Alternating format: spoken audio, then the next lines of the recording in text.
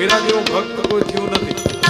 ભક્ત પરંપરામાં બીજા ઘણા થયા, મહાન થયા, અલૌકિક થયા, પણ મીરા જેવો ભક્ત કોઈ નથી. કારણ બીજા તો કોઈ કોઈ રીતે ગયા, કોઈ કોઈ રીતે વિદાય લીધી, પણ મીરાને તો ખુદ કૃષ્ણે પોતાની મૂર્તિમાં સમાવી લીધા છે. એટલે મીરા જેવા ભક્ત કોઈ થયા નથી. મેં હિસ્ટ્રી ઓફ રાજસ્થાન નામનું જે પુસ્તક છે એમાં વાંચ્યું છે. મીરાનો ઇતિહાસ કાંઈક જુદો છે. આ લોકો તો ચિત્ર્યા રાખે. હમણાં કેમ તમે દાખલા તરીકે એક વસ્તુ એવી છે કે આ સાહિત્યકારો આવે એ બધા પેલા બચુભાઈ હતા, ભીખુદાનભાઈ, આ તે બધા કંઈક સારું પબ્લિકને. હવે તો આવે એટલે મહારાણો પ્રતાપ ને અકબર બેને વઢેડા જ રાખે, બીજું કાંઈ ન, બીજું કાંઈ એમને જોયું જ નથી, બીજી ખબર જ નથી.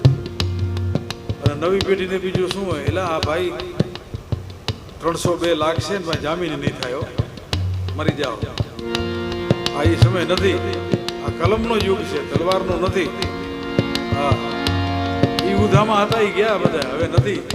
હવે તો એક જ હથિયાર રાખવા જેવું છે. મારું મન એવું, પ્રેમનો હથિયાર રાખવો એના જેવું તો હથિયાર નથી દુનિયામાં.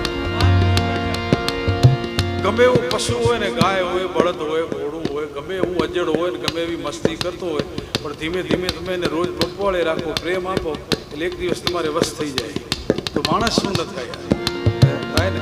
તો મેં વાંચ્યું મીરા રાણો સાંગો, રાણા સાંગાને કવિ નથી મળ્યા ને કે મહારાણા પ્રતાપ કરતા પણ જબરું વ્યક્તિત્વ હતું રાણો સાંગો.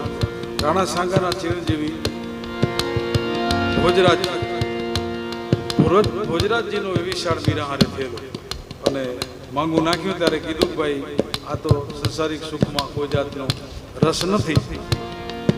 તો ગઈ તો મને ખબર છે કે એમને સંસારિક સુખોમાં રસ નથી, પણ મારે તો આવું મહાન રત્ન મારા રાજમાં લઈ જવું છે અને એને જે કહેશે હું વ્યવસ્થા પૂરી કરીશ, વહેલા તાકું અલગ આપી દઈશ, એને જે રીતે ભજન કરવું એ કરે.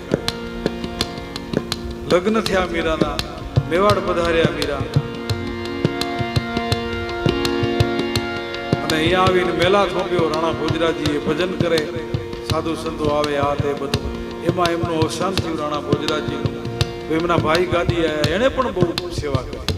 પછી રાણો વિક્રમ આવ્યો, એના ઓરમાન ભાઈ હતા. એણે મીરાને બહુ કષ્ટ આપ્યો, તકલીફ આપી. એક દિવસ એવું નક્કી કર્યું કે આપણો આ રાજ છે, રાજ પરિવારમાં આવું બધું ન હાલે, સાધુ સંતો આવે ને આ બધું આપણને ન શોભે.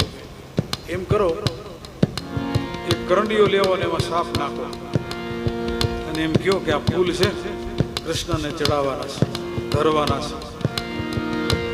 એમાં સાપ હતો, એ લઈ જાય છે.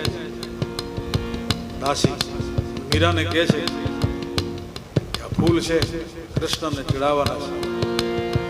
મીરા તો મસ્ત હતા, એને તો એક જ રટ નતું, મેરે તો ગિરધર ગોપાલ ઓર દૂસરો ન કોઈ. એ કરંડીઓ લઈ લીધો અને કરંડિયામાં હાથ નાખ્યો ને તો દાસીને એમ હતું કે હમણાં સરફ ડસ થશે, પણ કારોતરો જે અંદર હતો ને એ કારોતરો તો મટી ગયો, પણ એમાંથી શાલિગ્રામ નીકળ્યો. બોલો, કારોતરો એમાં શાલિગ્રામ હાથમાં આવ્યો મીરાને. એ મીરાએ શાલિગ્રામ લઈ લીધો અને પોતા પાસે રાખ્યો. એનો વાતો ન કરો, વાતો ન કરો, અહીંયા આવે છે. એ શાલિગ્રામ પોતે લઈ લીધો અને પોતા પાસે રાખતા ત્યાં ખોળામાં રાખે અને કૃષ્ણની યાદની અંદર એટલા બધા રોય કે આંખમાંથી આંસુ પડે ને એ સીધા શાલિગ્રામ ઉપર પડતા હતા. તો એ શાલિગ્રામમાં કૃષ્ણની આકૃતિ બની ગઈ. બોલો, દોરીનો હજી પણ છે એ વૃંદાવનમાં શાલિગ્રામ.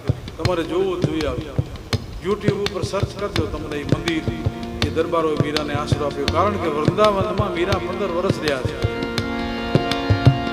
એ શાલિગ્રામ ત્યાં પધરાવી પછી પોતે રાજસ્થાનમાં રહ્યા. કષ્ટ પડ્યું, તુલસીદાસજીને પત્ર લખ્યો. તુલસીદાસજીને કીધું મને આ ભજન કરવા નથી દેતા મારા સગાવાલા, મારે શું કરવું જોઈએ? તો કે એનો ત્યાગ કરવો જોઈએ. ત્યાગ કરી અને પોતે મેળક આવ્યા.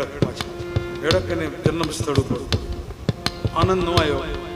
પાછા વૃંદાવન ગયા, 15 વર્ષ રહ્યા. એ સ્થળ છે હજી હાલના સંજોગો. એ મંદિર જેની પૂજા કરતા હતા એ શાલિગ્રામ એમને, એના અંદર શાલિગ્રામમાં કૃષ્ણની મૂર્તિ છે, આકૃતિ એ જે આંસુઓથી બની છે. અને એ સરકાર તરફથી મંદિરને એવોર્ડ મળેલો છે.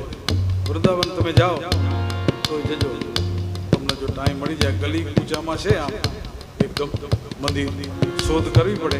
એ શોધ કરીને તમે મળજો અને મારા શબ્દો યાદ રાખજો. એ શાલિગ્રામના દર્શન કરજો. આ વાસ્તવિક સત્ય છે, કહેતો તો કહેતી નથી. સંત સાહિત્ય છે, આ કોઈ લોક સાહિત્ય નથી. મેં કીધું તો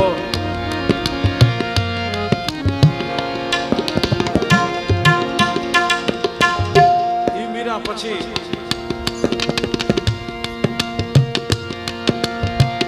નીકળે છે, ઝાલાવાડ આવે છે. ઝાલાવાડમાંથી ગિરનાર આવે છે, ગિરનારમાંથી દ્વારિકા આવે છે. દ્વારિકા આવ્યા ને ત્યાં વૃદ્ધ થઈ ગયા મીરા. અને પછી હતાશા આવી મીરાને. કેવી હતાશા આવી? લકડી જલ કોયલે ભાઈ